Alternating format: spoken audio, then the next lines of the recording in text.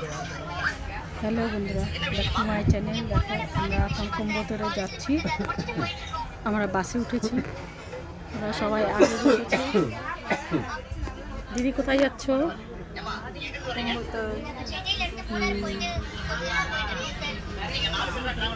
দেখো এটা bus stand.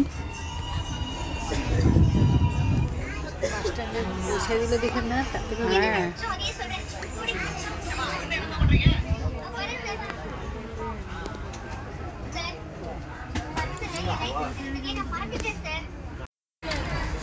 তো আমরা এখন বাসে উঠেছি, তারপরে আবার 4 ঘন্টা লাগবে বাসে, তারপরে আবার ট্রেনে উঠবো, তারপরে তোমাদের সাথে আবার দেখা হচ্ছে।